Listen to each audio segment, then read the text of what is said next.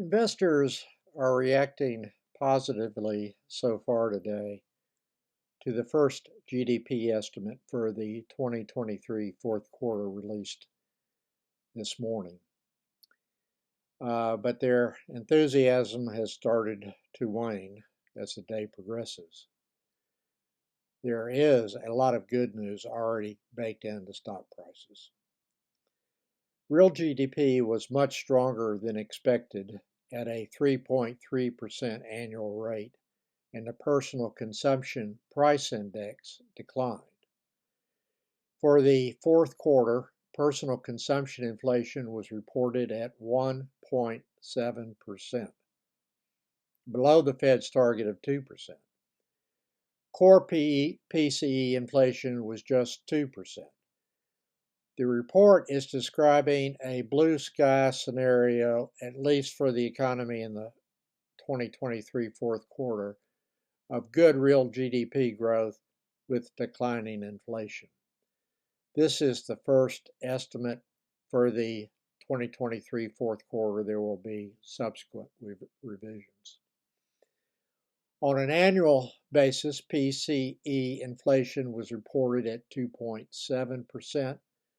Personal consumption expenditures, which I sometimes abbreviate here to PCE, was still good at 2.8%.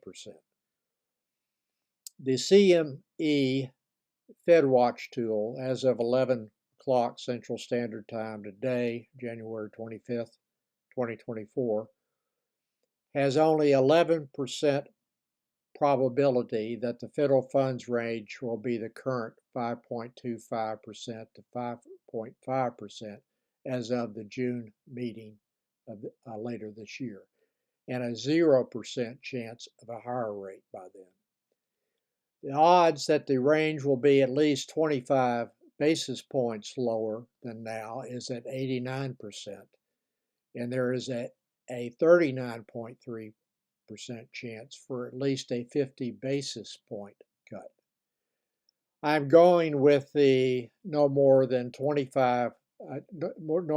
25 basis point cut for planning purposes.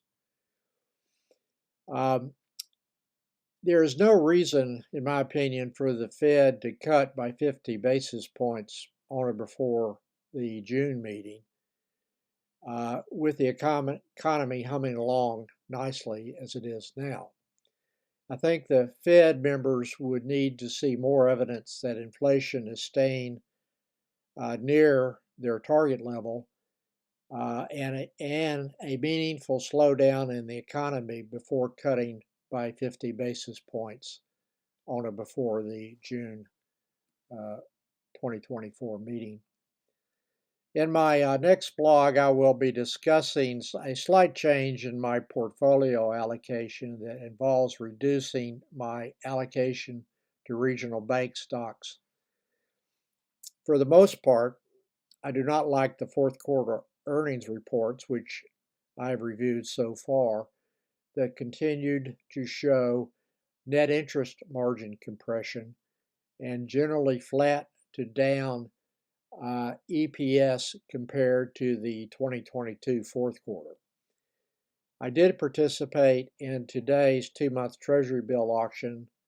The investment rate was 5.407%. This would be consistent with no Fed rate cuts within the next 2 months.